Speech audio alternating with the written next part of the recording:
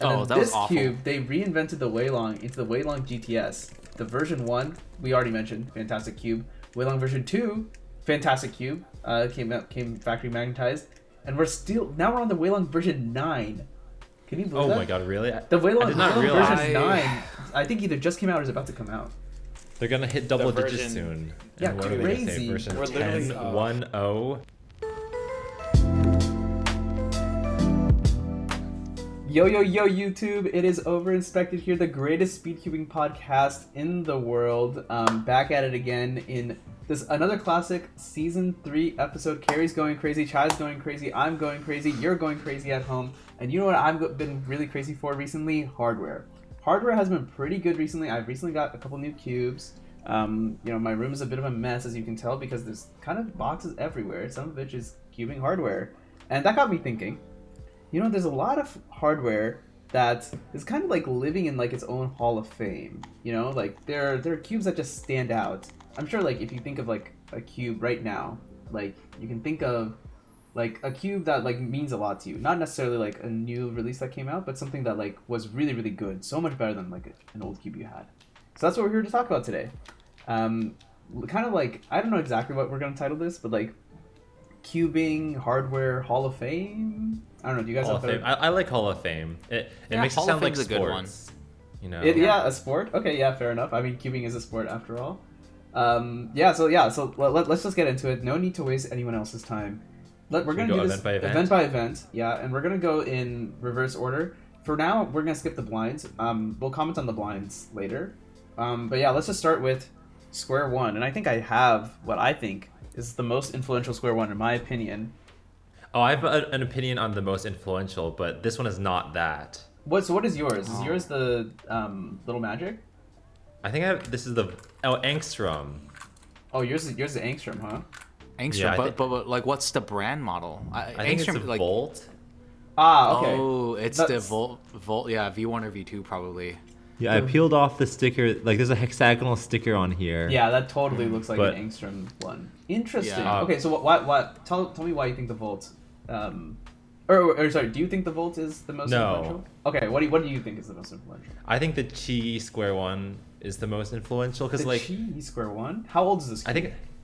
I think it, okay. I could be entirely wrong, but I think it's from like 2016 or 2017. Okay. I think you're very close. Like, you're pretty much on target. Because I just remember before that, everyone was using like the Calvin Square one. Right. I remember that one. That was a terrible puzzle. Efforts. Yeah, like every Yeah. square one before that point was like really bad, and because of that, the only good square one solvers were from China. I know, like we talked about this as well, but like, I think when the Chi Square one came out, it motivated a lot of people to start cubing again, and I think as a result, like the leaderboard has people from all different countries. Yeah, I mean, Square One is a really interesting one. Even though I think World Podium ended up being all American, but I think Square One is like one of the ones I think about. We mentioned this a while ago, how like Square One has had like a different world record single holder for like the last like 16 or 17 world records. Yeah, And I the think singles like crazy. I think the majority of those are like different countries also, which is pretty cool to see. Recently, oh no, that was the ASR that just got broken. I think it was Malaysian or Indonesian. Like some got a PBL skip or something. Yes, the 422 Yeah, PBL skip. yeah. And Yeah. well, I think that's a more testament to Square One's like huge amount of luck that can happen because Sure, yeah, fair enough. pieces can't be oriented; they're only permuted. But in terms of hardware, I really feel like corner cutting wasn't even a thing until Qi came. Oh no, dude! I remember like before with my old. I think it was a Calvin's. No, it was probably a Mefford Square One. I remember I used to like align the layers like this, like kind of like this, so like where like the little piece is like halfway through, and I would like try and slice, and it would like launch the piece outwards. And it was really fun. I remember that too, but I think it wasn't like Calvin Square One. I think I had a Mefford Square One. Yeah, I think it's the Mefford's one. And like, yeah, I remember like if you kind of flex it too much, like the little edge piece could literally just fall out. Yeah, which is yeah, why yeah, yours yeah. probably got launched. Yeah, I So- remember that. It was pretty fun, and I also got that Square One at my second competition ever. I think I sold someone one of my old cubes for it, and I learned how to do it in the car on the way back, which was pretty fun. Square One is a hard event to learn in the car. I think Square One, especially the results of the WCA are very much an indicator that Square One is still a developing event, right? And the reason why it's still a developing event, and it's kind of hitting that point where just obviously like everyone's starting to catch up, but one of the indicators that it's a developing event still that it's more or less US dominated, so like it's kind of catching up from the rest of the world's perspective right now. Like everyone else is starting to pick it up, but a lot of that was just, first off, the methodology was not developed because there's no hardware for it, Right. and then no hardware for it, and you cannot explain to people how bad like the Calvin's and the Efforts was. And you also can't explain how a monumental leap it was. I think the only way I can explain it is like, I don't know exactly how to explain the monumental leap that it had for people to understand here, but it's probably like going from like an alpha like F5 cube or something like that to the straight to like a No, not even that. I would like maybe if you go like to a like, Zanchi. like a Oh, to the Zanchi? Interesting. Yeah, I was like gonna say, that's I was how gonna big go, it was. I was gonna say to the Oolong or something, like the first Oolong. Oolong. It's because So- well, yeah, to the Oolong, but like the concept is like something that's completely broken into something that's actually completely speed cubable and speed Speed-cubable. solvable. Yeah, definitely. Now, to be fair, I Sorry, think Carrie, you I were think mentioning something? I think the Chi Square One and the Volt had like some. I think like the center screw had like some stripping problems. Oh yeah, which which I think the V2 fixed. And then now we have like this one, which I believe is the this one is like the Little Magic one, which is I think another thing that was worth considering is I think this cube was like $5, and it's Oh wow. actually maybe it wasn't $5. Maybe it was like more Very like cheap. $10. But it's really Very cheap, super. It's like fully, I think, well, at least half magnetized, and it doesn't fall apart. It's completely usable. So if you just want to get into the event, like this is like a fantastic puzzle to just pick up. Yeah. And I think that's really Lower- important also because you can have like an amazing puzzle, but if it costs $84, then who's really gonna buy that? Who's that marketed towards? Yeah. We need to lower the barrier of entry. Well, Chai, you were saying that like it was hard to like articulate how big of a change the Chi Square One was. I think one way is that like before the Chi Square One, a lot of people were doing Polish style turning, where it's like you would go like this and then regrip. every time. So it looks like- I can't quite do it, but it's like you only get one slice per hand movement. But now everyone goes like up, down, which is like a lot better. It's really hard to articulate because the jump was ginormous, probably one of the biggest hardware jumps in of cubing history for sure. I agree. Oh, maybe clock is another one where that happened. Yeah. And I Manu, was you'd gonna be the say- expert for that, not Well, me, because I don't do clock. We should like just talk about clock real quickly because that Okay, one's sure. the easiest event to talk about. Yeah, but yeah, like yeah. I mean, what else is there to talk about? Yeah, I mean, Chi. Thanks, clock. Chi. It's the Chi clock. I mean, That's it. like That's it. if you guys don't know, like in the olden days, we used to have the Rubik's clocks, which were actually pretty good. They're pretty decent. Then in the middle, we came with once the Rubik's clocks were discontinued, this company called Lingao, they used to make these Lingao clocks, which were not quite as good. They notoriously were terrible out of the box, like horrible. I remember just spending hours watching TV, and I would just do flicks over and over just to wear the gears down, so that they would be at least smooth enough to at least do something with. Like they had to be broken in, kind of. Yeah. You had to break Like them in a for legit good broken time. in. Yeah, legit broke. Yeah. Like to the point where they were definitely like breaking, right? Like you had to like literally like, grind them down. Ugh. There were some innovations that were made, kind of grassroots innovations actually for clock.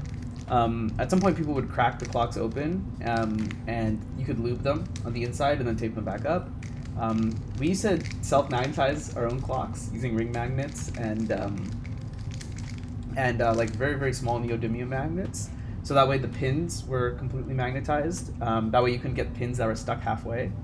There was another clock called the Baron Wong clock, which was a modification of the Qi clock, which was very, very good. In my opinion, that was the best clock before the Qi clock. And then the Qi clock blew us all out of the water. Like it looks great, is designed really well. As far as I've heard, it's had pretty good quality control. And the new batch Qi clock, I think, is the clock of choice for most people. And it's not even close. Like the only reason you see like clock development happening, 7 simul no flip, what is the other method called that Caleb Troutford uses? Something with an S. No flip? No, it's one of the Sheeran. Sheeran. Oh right, Sheeran. Yeah, the only reason you see any of these methods being invented at all is because people picked up clock again after the Qi clock made it actually viable. So it's no doubt in my mind. I think Qi is one of the saviors of the clock community because clock was easily going to get removed. I think easily. And now there's like so many people who care about it. It probably won't be. Yeah. It's definitely That's like true. a legitimate event. That, and I think Jacob Ambrose is to thank a little bit for. He kind of, I guess, Keeping it alive. He kind of spurned this community in the Southeast U.S. But what I would say is, I think the Qi clock is a great way actually to gauge people's. I don't know, because not a lot of people even have ever touched a clock, but to compare and contrast the square one and clock differences, the Calvin and Meffert's puzzle was basically immovable. Like, it was as close to having a puzzle glued together as you could get. And in a sense, the Lingao clocks, for what it was worth, even though they really, really sucked, they were modifiable to the point where they were pretty satisfying.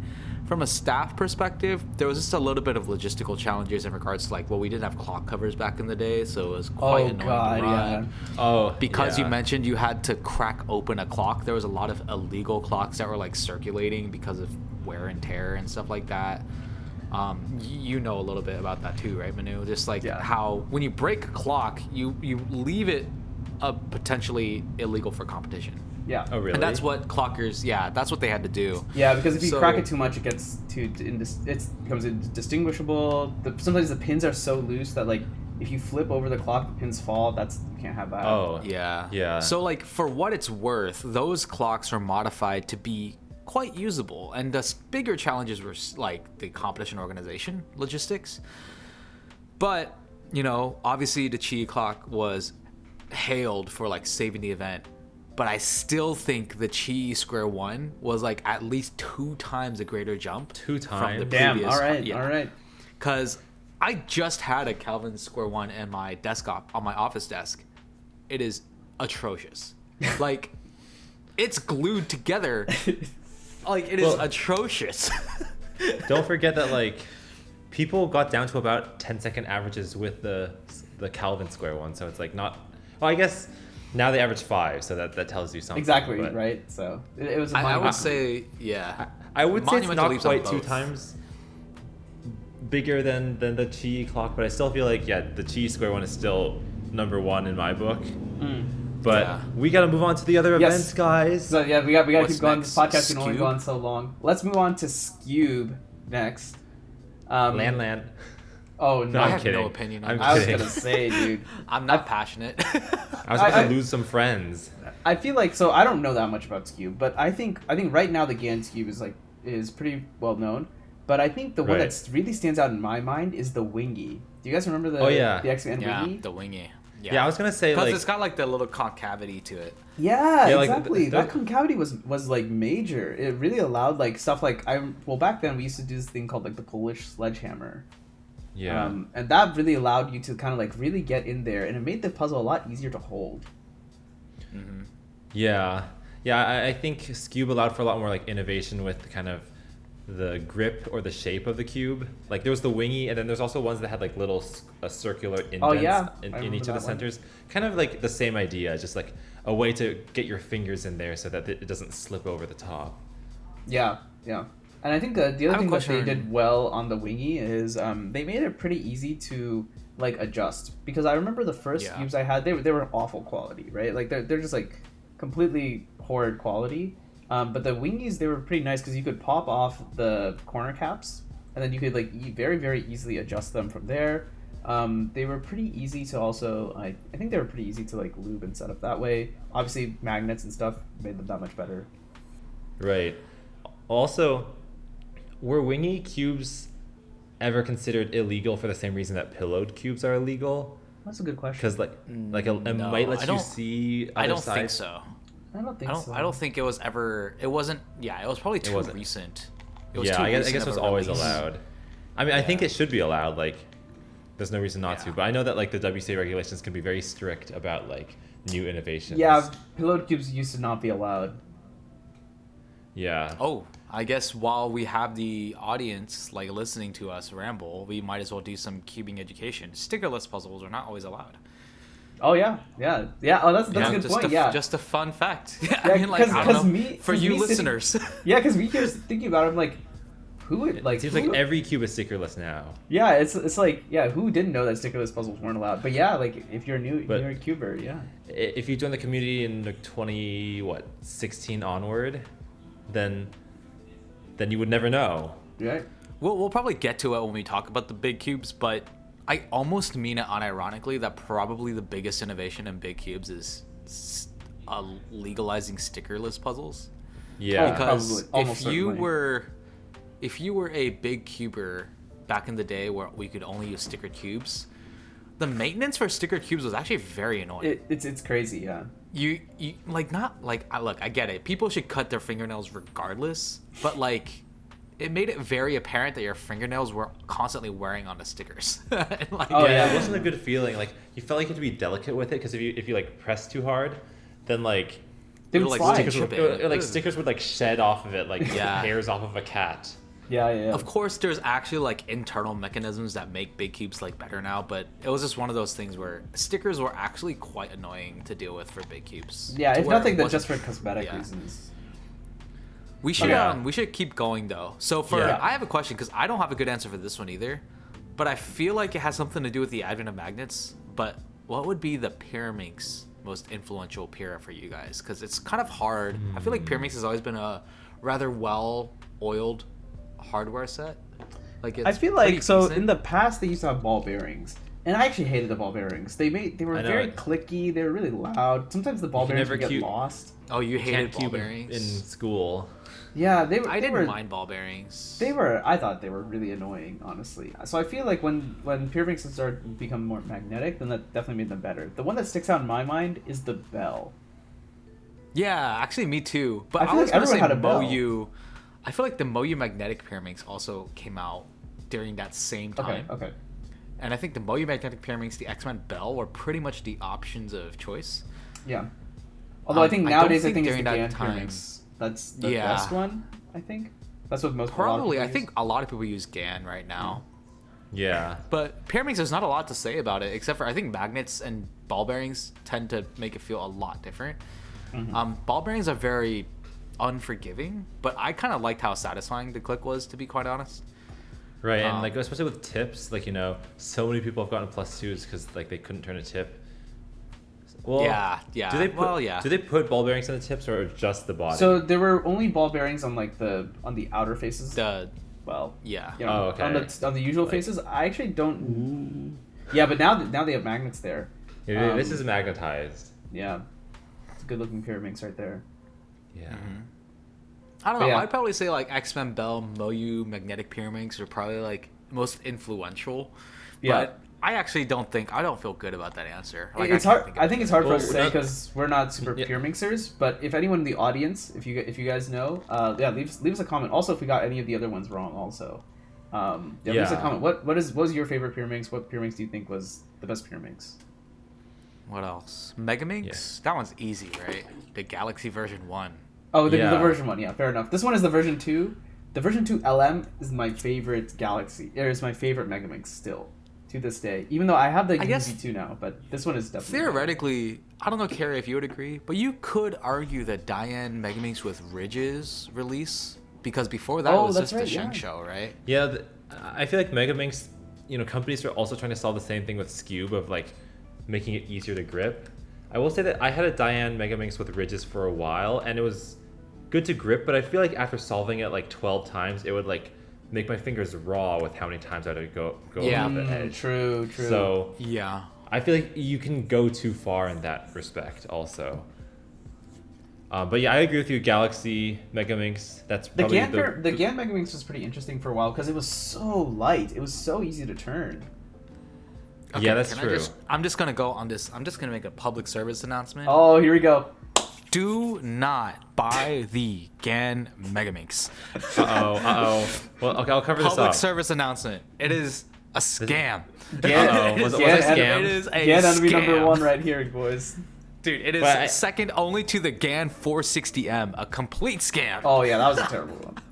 Well, I already bought it. I can't return it now. It's too late. No, this is how much of I a wanted scam the it lost was. ones, but you viewers, you can save yourselves before it's too late. I didn't even sell it. I gave it away. That's how much For I free? didn't care for. Is it that For bad? free. I just hate it. I just hate it. I just I've gotten I some good tried. times with this, but I could try going back to the Galaxy. just But public different service strokes for different announcement. folks. Yeah. They better release a version 2, and they better release it that's cheaper. But Oh, anyway, that's Yeah. fair just enough. that's just Chai being a hater. The other innovation Okay. I do want to say for Megaminx is having the smaller Megaminxes. The LM was amazing. Like, it fits in my hands. Oh, yeah. If I don't That's have true. particularly small hands, but the Megaminxes that were sold and the Megaminx I currently have, like the Yoo-Hoo, it just feels bigger, and it's it's hard to handle. I don't know. It's very difficult to get used to, which is why I'm also Galaxy Mega Stan right now. Yeah, because like you can spend a lot of time holding the Megaminx on your pinky, and I feel like it gets tired from all the weight. Yeah, it gets. So really, having it be really tired. smaller can just help so much. Yeah. Yeah, totally agree. All right, so let's move on in the event list. So let's talk about the hardware innovation for FM's. No, I'm kidding. Anyways, we're gonna... Number 2 pencil. Oh, mechanical pencils, they don't break.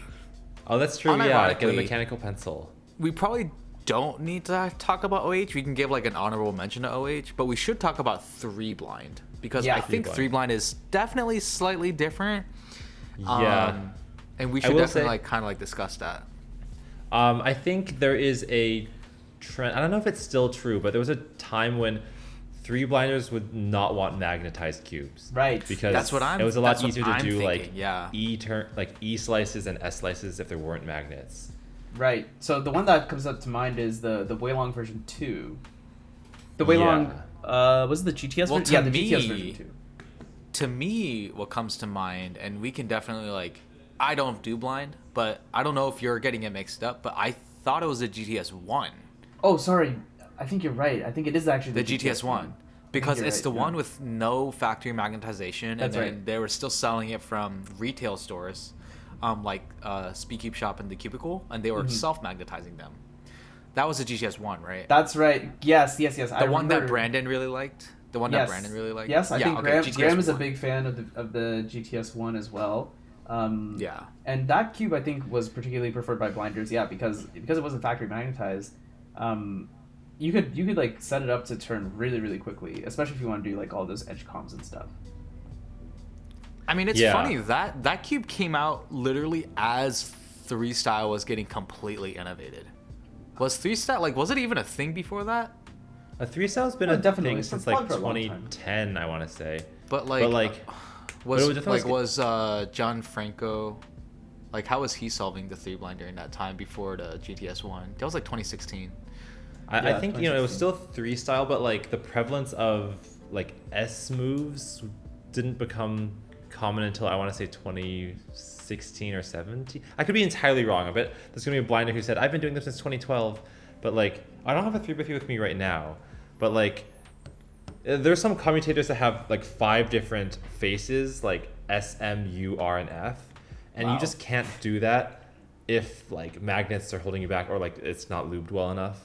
True. So I can see why people wanted the fastest turning cubes ever. Yeah, makes I sense. want to get my 3x3, but it's not near me right now. And then we might as well talk about multi-blind at this time also. So for multi-blind, because another thing for multi-blind is the best multi-blinders, they need 40 cubes, right? So you can't get 40 GAN cubes because you're just completely gonna go broke, right? So that the V1 was originally, that one was what a lot of people used, but that was actually discontinued at some point. And so now I think what a lot of people use, also because it makes the upkeep a lot easier, are the stickerless Yushin Little Magics. Because those yeah. also come in a factory magnetized version and a non-factory magnetized version. And the non-factory one, the non-magnetized one, I think is the cube of choice, at least for people like Graham, because you can just get bunches of them from wholesale retailers. Yeah, and then they are cheap. I could be entirely wrong with this, but I also remember people throwing out the Chi Sail as a really cheap option. Oh, really? Okay. I don't know if it's for The multi, sale but sale like, was very cheap, definitely. yeah, I Sale was was curious, so I looked it up. It's $3.95. Oh wow, yeah, Like, which is, and that's if you just buy I mean, one it of was them. so cheap. There was a cheese sale challenge at U.S. Nationals. I remember forgot that, about yeah, I the think it was sale like challenge. doing whatever you can to make the best possible cheese sale possible. And for You're some right. reason, I think people were putting sand in it. I think they were trolling. With sand? Oh, like to wear I it think down, they were like trolling, but they were probably trying to wear it down, yeah. as an abrasive. Yeah, I remember that. That was Well, that's 2017. I thought people put sand in like original Rubik's cubes back in the 2000s to wear them down, and like I thought we had grown up, we had grown past that. Nope, we're still in the sand era. But I guess we're still in the sand era. All right, I think that ends everything except for the end by end. So let's move on. Yeah, let's go to the end by ends. 7 Do by we 7. want to start with 2x2 or 7x7? Let's start with 7. 7x7. Okay, I don't know the big cubes that well. I know Yeah, there's I the mean- haze. I remember the Haze 7 when that came out. I think currently the MGC is really popular. Yeah, I think the MGC is popular, but I don't like it that much. Yeah, I don't remember what like the first factory magnetized 7 by 7 was. I want to say, was it a? I remember cubes like the Alfu. I remember that was definitely a thing. I don't remember if it was super popular though. Well, in terms of like Hall of Fame, since we're talking about like historic, like let's put V Cube on the list Oh, for making yeah, the fair enough. very first 7 by 7. Obviously, like no one uses the V Cube anymore, but like they're the ones who first tried it, so I guess props to them for pioneering. Yeah, I think so. But also, I'm trying to think of like, there's definitely newer 7x7s that are a good choice. But I think for me, for 7x7 specifically, I'm definitely going to pick the Alfu. And I think about it from this perspective. There's only one reason that I'm not a fan of the Alfu. At the time, I think it was retailing for like $50 to $60. Oh, jeez. 40, Okay. $49.99, something like that. That's But the thing really- is, for a 7x7, I would have paid that money because your options at the time when upon release was the V Cube and the Shengshou pillowed and the Shengshou not pillowed. Oh yeah, the Shingshou cubes. Yeah. Oh yeah, I never liked. You could pillow argue the cubes. Shengshou one. Yeah, you could argue those could like have been a great innovation, but I think the Alfu for what it was like the first modern big cube variation that really did well. Oh really? Wait, when did the Alfu come out? Probably 2014. Oh, that is a long time ago. That sounds about right. Well, I remember the era when like Shengshou cubes like ruled the big N by Ns, right. but they were like very blocky. That's what I remember. Yeah, I think Yeah. the other thing that was an important innovation, especially for those bigger cubes, was having corners that were not necessarily the same size as the rest of everything else, because that actually Yeah, made like- the mechanism a lot easier to work with, I think, and that Oh, made them the a lot Alfu more did stable. that. I think so. Oh, Shengshou did yeah. that too. Shengshou did that too, right? Yeah, Shengshou. I remember Shengshou release, or They had Another 5 by bigger. 5. They had a bigger outer layer, I think. yeah, that's true. I'm gonna give a I think- quick shout out to this one. This was the cubing classroom one. I think, as Chai mentioned, the other 7x7s are really expensive. I'm pretty sure this one was like $15 or something. So Oh really? Wow. if you just want a think puzzle about to like compete with, then yeah, the cubing classroom. Obviously, these are not particularly good cubes, but hey, it gets the job done, right? yeah, if you think about how a 7 by 7 has like what 250 individual pieces, maybe like 400. I don't even know what the number is. Then like for $15, each piece is like what 7 cents. So that's like pretty cool. Yeah. What I was the reason why I thought that was interesting is because when we're moving on to 6x6, my answer is very, very different. I think 6x6, the answer, I thought it was very straightforward. Okay. But I think I'm actually I was going to say the YJ MGC, right? Okay. And MGC. because 6x6 always had issues with hardware, especially on the popping front, stability front, Even layer speed puzzle. front. Yeah, even layer puzzles are always like hard to deal with. But I've changed my answer to the Aoshi WRM, Oh, that's the interesting. newest The 6x6, because Wow. Okay. the results don't lie. Like everyone's Interesting. breaking everything on this puzzle because it's Interesting. Huh. It's the first time that I felt like a 6x6 is better than the current 4x4 flagship. Oh really? That's I'll really have to buy interesting. one because Like Yeah. my 6x6 sucks right now, so maybe I'll buy an Aoshi right now. And I It's think like for the first time, the 6x6 flagship is competitive, whereas I felt like the MGC, like it closed the gap, but it didn't really feel like the flagship was like a true flagship in comparison to the other puzzles. Like I That's- still feel like 7x7 was so much more developed. 5x5 was like way more developed. that's Aoshi interesting. WRM. Yeah. So actually, That's my I'm pick. gonna put in the vote for the. Do you guys remember the X-Man Shadow? Yeah, I remember that. Yeah. I that's think a good puzzle. that was the first cube, the first 6x6 that I used that made me feel like, okay, this is like 6x6 is actually a puzzle that I can go and attempt now, because everything else was just too blocky, too poppy. If they weren't magnetized, then it was going to be impossible to use, right? But the X-Man Shadow, which I think is this cube right here, like this was a good cube, man, and I think it wasn't ultra expensive either. Oh, nice. Also, that's a cool design you have on it. It's like a checkerboard. But Yeah, like I don't know why I decided to randomly checkerboard my big cubes from a while Well, ago. I like it. Oh, we were talking about the wingy also. I have the wingy Yeah. here. Oh, nice. So Wow, you've got everything Not at your quite. disposal. I think for 6x6 and 7x7, so I thought that was interesting in terms of like in my personal mind. I thought that the timeline difference was very stark. Like me picking like the most modern 6x6 versus the 7x7 like almost 10 years ago. 5x5 is a very, very interesting one, so I definitely want to spend a little time on 5x5. yeah, 5x5. Oh, I feel like I'm So- out of the game on this one. But I remember some of the older. I remember like the Aochuang. That's a cube I remember. I kind of remember. Which one was the Yushin one? I thought the Yushin one was pretty decent also. It was like, just called the Yushin 5x5. That's It all was- it was. Oh, that's actually, yeah, you're right. I think it was just the Yushin 5x5. That one was a good cheap one. It's a good cheap puzzle. Yeah. The Qi Wuque was... Oh, no, that's... That's 4x4. Qi... No, that's 4x4. Wuchuang. Yes, I think that. Yeah. Yeah, the Wuchuang. Wuchuang. Yeah. One of those two. The Qi one was very good. Yeah. Oh, I like the I got this cube like about 4 or 5 years ago. I don't know if you guys remember the Huanglong. Huang On? Like, Yeah, like Yellow Dragon. It's a decent Oh, cube. I'm like, what- it's not what, that like good. a Huang Long. Yeah, Huanglong Yeah. is I thought that was a pretty decent cube. Actually, yeah, you're right. It was just like very decent. It was not stand out good. It was deep cut. Nice. Yeah, that is a bit of a deep cut. I just remember being excited to get it because I think I think we did a group buy for that one. That's a decent puzzle, but like I definitely think for me, I don't know. I keep going back to the Outrong for some reason. yeah. Carrie, do you have an opinion on 5x5? I feel like I don't remember the differences between these enough to like make a vote. Like, I remember the differences. So for me, it's very simple. For me, All right. I'm a big hater on like price gouging. yeah. So I remember the Moyu Outrong being $40 retail. Mm. And That's the more Yushin than the average. 5x5, the Yushin 5x5 came out with a $15 to $18 retail price. Immaculate. So you can get Thank like you, almost, Yushin. almost 3 Thank you, Yushins. Yushin. You can thank Yushin for the big cube market plummeting in That price. is a good point. That's actually a really, really good point. Like, Very yeah, I important guess. player. I guess once Yushin like lower the price, everyone else has to, or else no one's gonna buy them anymore.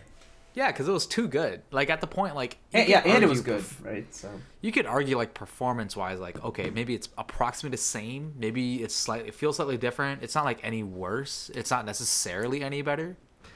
But when you get to that point where you're cheaping out by like $25 almost, then you got you know $25 US. You can do your own math on like how much that means to you, but that's a whole nother puzzle that you could purchase with that money, right? Or like 5G So- sales. That's what I'm saying. If that's So what like you're I think the into. Yushin 5x5, yeah, the Yushin 5x5 was very, very influential. Would definitely be my pick as like in general one of the greatest releases of all time. Because now with the exception of Gan, I mean like no one's that interested in price gouging. So I think everything is true. A lot of priced cubes are pretty really reasonably. Yeah, very, very reasonable these days. What else? 4x4. Yeah, 4x4 is pretty interesting also because I mean I remember the first 4x4s that I messed around with Yushin Blue. I remember that was like really, really popular. back in the day, but I think basically all the modern puzzles just completely blow those cubes out of the water. I mean, obviously, but like I think also in terms of like improvements they do. Right. Yeah. Yeah. For 4x4, if I had to say what was the most influential or greatest 4x4 release of all time, I mean, the Mini Aosu was... The Aosu was good, yeah. Yeah, I was gonna say I don't know many 4x4 brands, but I do know the Aosu, and I guess the mini version of it, because like I feel like everyone was using it like 10 years ago. Yeah, both of them. I mean, like, it was just sort of like the only choice that you could purchase, and it was a decent choice at the time. I also think 4x4 has the most potential to have a new release be the most influential of all time. Yeah, I think the hardware is a little bit behind for 4x4. I could see it. Do you guys know when this cube came out? This is a cube I recently got. This is the Aosu WRM. This cube is fantastic. Like I've never had a cube this good. I remember the Wutray, the original Wutray, the Wutray M. That was really good. But yeah, this has been really good. But is it old? 3 years or so. Oh, okay, it's 4 years old. Yeah, pretty old. The YJ MDC is like 3 years old too. Oh wow, which I'm always impressed by like your memory about these things, like knowing how many years ago something happened. Well, the biggest thing that I take away from is like, you know, after I started cubing, I guess I was like sort of into like just these purchasing things. But yeah, you had a lot of puzzles. It's because I was counting my cash, boys. I can never forget the companies that are price gouging everything. That's right. Yeah, it's important to keep track of that the stuff. GAN Megaminx was like $50-something. You know who to aim for. You know. Well, is there like, I wonder if someone's made a like timeline or like a poster that shows like when cubes were released all in one image so that you don't have to like look it up. This sounds like a cube roll project. No, don't. Well, there's no database. Like a cube roll project. You guys have a YouTube channel too. Yeah, you guys can do it. Actually, that might be an interesting project now that I think about it. But I don't know enough. Well, you have oodles of knowledge, dude. No, not about hardware. Like all I know about is like results. I feel like you could ask me like who got like a 5.55 or something. I could tell you, but not hardware. Didn't Matt's get 555? Yeah, well, I chose an easy one just because. Okay, fair enough. All right, let's skip 3x3. Let's go to 2x2. Okay, I do have an answer for 2x2. Okay, I remember this, and I'm gonna make deep cut. All the way back in 2013. The only reason I remember this because I bought this puzzle at my very first competition and I broke it. At that very first competition, I lost an internal piece. I was never able to use it again. The old plastic Diane. Diane 2x2. The old plastic Diane in particular. Everyone was raving about this cube back then, and I still don't entirely know why. I guess they changed some formula when they came up with the new plastic, but the OP Diane 2x2 was the cube to have if you were going for years. If you wanted to do the 2x2 at all, yeah, for a long time. Because before that, this is also an insanely deep cut. Do you guys remember this company called East Sheen? Yes. Actually, I was gonna bring up East Sheen when we were mentioning 4x4s and 5x5s, but like those are so bad that like, I don't even know if they deserve that acknowledgement. So yeah, I remember I bought an East Sheen 4x4. I got it in the mail. I was so excited because I didn't know how to solve a 4x4. Right? I was cubing, and I think my sister accidentally stepped on it and it exploded.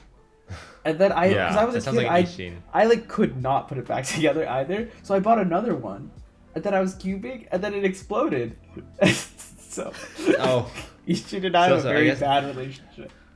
Dude. So you and 4x4 it just doesn't work out. No, this is the East Sheen one in particular. All my other 4x4s have been 5.6, but specifically the East Sheen. Just freaking I know. Sheen, man. Well, yeah, I remember like you would have to like put a lot of force into turning each layer of the East Sheen. Yeah, I think that Diane 2x2 must be historical because like people would talk about like, is this the Diane killer for like each new 2x2? And I don't know if people have like used that terminology for any other puzzle. That's interesting. You know what? No, I don't think anyone's ever done that. Yeah, I mean, for a different release. Like, is this the Calvin Square 1 killer? Like, yes, everything is a Calvin killer. But I mean, maybe like Calvin was so bad that like it killed itself. I don't know. Yeah, maybe. Yeah. I think you're right. I distinctly remember because I lost that internal piece. That internal piece was none other than a torpedo, actually. It was a torpedo that was put inside. I think it was like it was an edge torpedo. That's what it was. And without that in there, the cube got really, really unstable. It would just like randomly lock up and stuff. And I think that was one of the major innovations that Diane had made at that time in terms of like 2x2s in general, not just old plastic, new plastic. Torpedoes. Yeah, because back then, this is like something that kids never have to deal with now. Cubes would pop. Like popping was a thing. That was like when people did. When, you know, we in a previous episode we talked about like different YouTubers, right, and doing reviews. This was one thing that was in the reviews. Like how resilient is it to pop? Yeah. Like is it easy to pop? Nowadays we never have this problem. But that was a big innovation that was done back in the day. I think that's another reason why it was like really, really highly rated. Really highly rated. People would say things like, "Oh, I did an average of 100 and only got 3 pops." Like that was like a low number. Yeah, if you had that these days, you'd be like, "Damn, this puzzle sucks." Yeah, exactly. I know. Like I wouldn't want any puzzle to pop nowadays. Right. But like I remember 2x2 especially was annoying when it popped because it had like the internal hidden pieces. Right. So like I didn't really mind if my 3x3 popped because I could just pop it back. But then like I remember like my Diane 2x2 was like spring loaded, and so like if pieces started to come out, you have to like push them back with a lot of force, and I didn't like that. And I think that's one reason why I never got into 2x2. Yeah, I agree. I think 2x2. So like I wasn't around for the old plastic Diane, so this is what's interesting to me. I think the old plastic Diane will most likely be the first cube that has aftermarket activity. And what I mean by that is, I know personally I would drop at least 100. I would drop a whole like, you know, a whole stack of cash. I would drop $100 to pick up someone's old plastic Diane. Oh, just to have it. I just think it's one of those cubes. Like... It's just a relic. Like it doesn't exist anymore. There's no way to get it. Not enough people have it, and it's just. If you have it, you have a piece of cubing history. Totally. Well, like you could say that with like the Ishins or whatever, but like those those cubes sucks. You don't want those because they had bad reputations. Like I think there's no resale value. Yeah. In the future, there will be resale value for the Diane old plastic. See, that's the thing. They released a new plastic, same mechanism, just did not. But work. It was trash. Right. Exactly. That confirms my theory because I think the old plastic Diane will be the first, but I have a mint condition. Oh God, RCM not this. 2020. Wait, what is that? The RCM 2020 oh, God, not mint condition. Oh. And I am holding on to it to beat inflation. Currently at 4%. To beat inflation. Oh my God. Yeah, so and I'm just gonna make stupid. So in the next 50 years, this will be part of my retirement fund. No way, dude. Where I eventually sell this and Babies. purchase my dream house that I can, live for the rest of my elderly years. Absolute nonsense. But just to wrap up on, there's no way. But just to wrap up on the OP 2x2, when I was thinking of like, okay, like this is a topic that we could talk about. That is the exact first cube that came to mind. I was like, this cube deserves to be in the Hall of Fame. The old plastic Diane 2x2. If you don't have one, you should go get one now. I'm literally gonna go to eBay to go and try and find one. Hopefully I can get one for like $20 or something. Wish me luck. Anyway. Yeah. I don't think anyone's gonna sell it for $20. I think people who have it, they understand the significance of it. Okay, fair enough. They will hold, because no one else is gonna have it. Well, why? I don't understand why companies like Diane don't have their ears to the community and like hear this and they're like, oh, maybe we should bring it back, because they could, I bet. I blame global warming. I actually don't know. I actually don't know how it stacks up to the modern. I have no idea. I don't know how it stacks up to the modern 2x2s. I don't know if the modern ones are better, not better. I'm sure the modern ones are better. They probably pop even less. So yeah, they're definitely objectively better, but like are they emotionally better? You know, like do they have like the same nostalgia? Really. No, not even close. No. Anyway, well, the old plastic Diane had that. I believe it had that similar like silica feel that like boron treated cubes had for a while. So like a little bit like, I think there was like texture to the old plastic Diane too. Boron. I remember the boron coated cubes now. Like now that you mention it, but I had gotten a long time. I believe that's what. Yeah. Chris Tran made a boron treated cube for Patrick Ponce or something. So I was like, are we in a like science lab or what? Chris. I guess that he was also someone to mention in one of the previous episodes about whatever. never mind. Forget Oh, that. in a previous episode. Well, Chris didn't do YouTube as much, but just more like hardware innovations. I guess you're right. Right? Yeah. Okay. Anyway. Let's so get we back move to the biggest event of them all. Yes. 3 by 3. by The 3. 3 by cube. 3 by This was- 3. And I think whoever wins 3 by 3 is like probably the most iconic cube of all time. So think carefully before you vote on this one. I think I have. Okay, I have 2 answers. One of which I think you guys are gonna say, but I think I have an answer because this is Hall of Fame, right? yeah, this is Hall of Fame, Okay. the greatest should we 3 by just say 3 it? ever released. Okay. No, not great. Oh, okay. Well, okay, well, it's like like the biggest innovation or whatever, right? Okay, All right. let's do it. 3, 2, 1. The Zanchi. GTS2M. Oh, interesting. We all had different answers. Okay, Guhong. I was Guhong Okay. version 2 probably. Yeah. Okay, Do you and want to what break did it down chronological order? So like Yeah, Guhong and then let's do Zanshi it that and way. then GTS2? So, well, I think there's the Guhong 1 came out, then the Zanshi, and then the Guhong 2. Wait, is that right? I don't know. So I was like debating in my head whether to say Guhong or Zanchi because my first speed cube was a Zanchi, so I feel Right, like same. you know I'm more familiar with the Zanchi. I guess I picked Guhong just because it's like the thing that pulled the community away from just Rubik's brand cubes. And the DIY cubes. Those cubes were also like a lot of people. I remember the Type F cubes. Like people wanted to use those at the time, and I really wanted my mom to buy Yeah. me a Type F cube, but she's like, "No, you're not gonna put this together." And I think she was probably right. Oh yeah. So is it just called DIY because like the cube didn't come assembled? Yeah, I think so. I think so. Yeah, that's probably why. So I guess you could like Yeah. adjust the tensions and stuff like a lot easier because there were no tensions originally. Weird. Yeah, I was not around in that era, so like I have no idea what it was like. But yeah, I just figured like before the Guhong, like when someone said, "Oh, I have a Rubik's cube," it literally was a Rubik's owned cube. That's right. Yeah. And I think one of the everyone had the Zanshi. I feel like the Zanshi was also one of the first cubes I remember being stickerless. Because I Yes. remember having both the Zanshi and the Guhong, and the Zanshi was my favorite. It was the stickerless Zanshi. I actually still have it. It's actually on the table over there.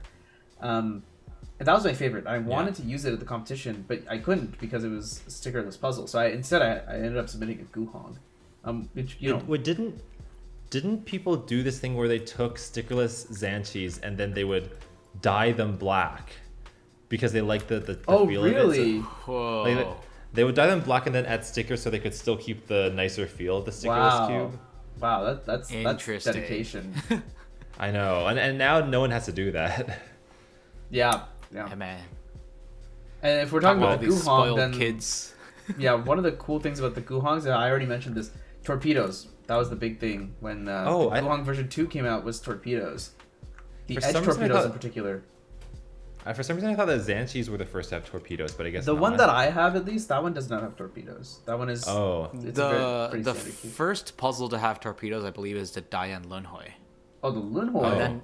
And then the Guhong interesting. came out shortly after with torpedoes. Oh, I see. And Zanshi, Oh. yeah. Mm-hmm. So I believe the Lunhoi was the first to have torpedoes. It might have been Jules Madeline that was heavily involved with like torpedo design at the time. Okay. I'm not Okay, cool. exactly sure. But yeah, I mean, big internal hardware improvements for you guys' selection. Makes a lot of sense. And my selection is the same thing. Just focus on internal. The reason why I picked the GTS2M is because you'll notice a trend. For me, my influential puzzles are usually price related. The GTS2M was the first mass-produced factory Right. magnetized puzzle. Right. And it was the first time where it was affordable to the average consumer, for lack of a better term. Of course, before that, you would do your own magnetization through a retailer. They would have to mark it up because of the time and labor, which definitely makes sense. But if you involve magnetization from the factory, it lessens that cost dramatically just based off of, you know, your lack of overhead expenses that you need to utilize in comparison to in-person manual labor. Right. So I think the GTS2M, on top of that being the first mass factory magnetized puzzle, also just feels great and was extremely competitive to the Valk 3, which at the time did not Also- have factory magnetized. But that was also a fantastic puzzle. It was fantastic. It would arguably, I would pick that puzzle But it was more had they expensive? done that innovation. Right. No, can- not I can that. agree with Oh. It's just had they, because the magnets, I think, unequivocally made the GTS 2M better. Yeah. Oh, But okay. the Valk 3 had magnets, but it was just aftermarket magnets, so it was just like this weird thing. Yeah, so I think- I would pick the GTS 2. Yeah, I think one thing which is also interesting to mention is I remember in 2016 when I was getting back into cubing, the Moyu was, I think, I want to say like decently far ahead of most other companies at the time, and they had two rival products basically. They had the Oolong, then they had the Weilong. Weilong. This is the original Weilong. I bought this cube in 2016 because I was like, wow, it seems cool. This is a terrible cube. This cube is blocky and like difficult to turn, and the Oolong was definitely way better. Oolong V2 was, I think, a lot of people used that cube at the time, but then they moved to the Oolong GT, and that was a horrible cube. And then that was this awful. cube, they reinvented the Weilong into the Weilong GTS. The version 1, we already mentioned, fantastic cube. Weilong version 2, fantastic cube. Came factory magnetized, and we're on the Weilong version 9. Can you believe Oh that? my god, really? The Weilong, I did not Weilong realize. version 9, I think either just came out or is about to come out. They're gonna hit double The digits version- soon. Yeah, And what are they gonna say? crazy. Version Crazy. 10. So this was the original Weilong. So I also have a piece of cubing history, I must say. This was a terrible cube, but it has the name, the Weilong. So Man. Well, I think it's good that we all picked 3 different answers because then we have like a reason to explain them. Yeah. We're not all on the same page. yeah, I agree. I do want to give a quick honorable mention section because I think these cubes are also really, really good, but I think they just barely missed the cut. I want to give a shout out to the RS3M, the first RS3M, because that was absurdly cheap, and that was a really, really good cube for how cheap that one was. And also my child, the cube that I think is just phenomenal, the Yushin Little Magic, dude. That cube was the little cube that could. It was so good. It lasted me forever. I actually used it so much that I actually lost all the frosting on it. Because just from so much use. That cube lasted me a very, very, very long time until I want to say 2 years ago when I finally bought the Tornado version 2. Thank you. Right. Yeah. So, Thank you. I was so tired of your little magic. the upgrade needed to happen, but man, dude, yeah, I loved the Little Magic. A fantastic cube at an amazing price point. You can always buy another and annoy Chai some more. Yeah, maybe I'll just Look. The Little I'll Magic send series a was bunch to good. his The Little house. Magic series was pretty lit, and like I find it really awesome that during this entire series we talked about Diane, Yushin, Moyu, and Chi. I was gonna say. But when the video guess started, what? we were saying a lot of Chi cubes, so I was like, is Chi gonna dominate the conversation? But I'm glad it didn't. Well, there's one notable But- exception here. There's one notable. We did mention the Gan's cube, but Oh, I Gan don't not know, getting I- mentioned. yeah, I don't think we really mentioned Gan. But like, it's Yeah. not like. I mean, they have great puzzles. But what I like is the diversity in our cube manufacturer conversations. Yeah. And I think if you're talking about like these are like in the past, right? So these days, Yushin is not a super active company anymore. Diane also, they're trying to hang on in terms of like the cubing scene. But it just so happens that Gan is not competing with them, but they were a part of that conversation for this pod. Gan is competing with Moyu and Chi, right? Right. So that's their competition. And Gan has great puzzles, don't get me wrong. In fact, this will be my honorable mention, but I do think the GAN 12 UI free play, the Bluetooth GAN 12, Oh, interesting. is a game changer. It is $100+, but it is the first time that I felt like, A smart cube was like actually a speed cube. well, I would pay $100+ for a legitimate smart cube. Like that could just That's have true. no frills smart cube, right? The I GAN I was gonna- carry had yeah. problems, right? The Rubik's connected, it was pretty expensive, but it was really cool. But this, it's just a speed cube that happens to have Bluetooth signals inside it.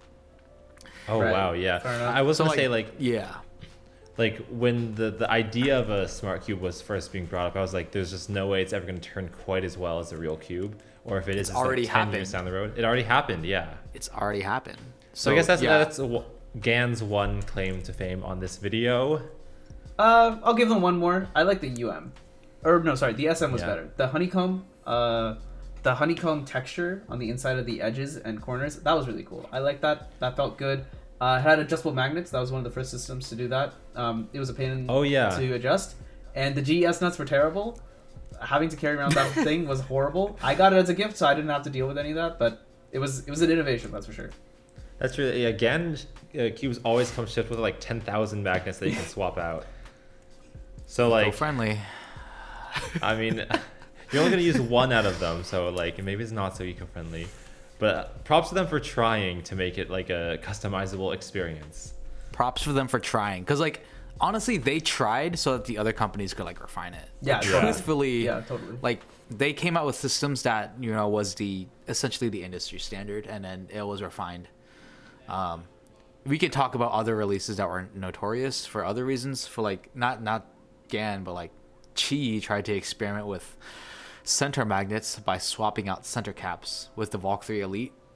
So stupid. Oh, the Valk 3 Elite was terrible. You guys remember okay, we need to wrap this up, so I'm not going to mention. We'll wrap it up. Well, We'll wrap we can make a whole video about like worst products. But maybe this we is should. meant to. Well, this is meant to complement GAN in this entire influence too, just in a sense that like they're a little bit out there with their designs compared to the other puzzles. So, like it or hate it, that's what they do best. Well, they say GAN is the Apple of cubing Yeah, I mean, for reasons. For reasons. for multiple reasons. for multiple reasons. Maybe we'll take off the mute button as well on the. The mute button. Oh, right. That's very new. The iPhone 15, right? Yeah. Who knows? That remains to be seen. But as this stands, that was our list of. We just went event by event. Our favorite puzzles of like the last like decade, the most influential puzzles we thought. We almost certainly missed some puzzles. So if there's any that you guys thought were interesting, leave us a comment. Even if you're listening on the audio platforms, jump on over to YouTube. We're friendly here. We aren't that ugly.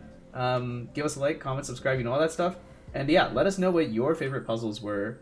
But all that said, I think it's time to wrap this, put a bow on it, as some people say. Did we forget to tell the audience? Did we forget to tell the audience that we're the greatest speedkeeping podcast in the world? I think I It's said it because at the we're jump, second but best now. never hurts the second time. We are definitely still the greatest Oh. speedkeeping podcast in the world, baby.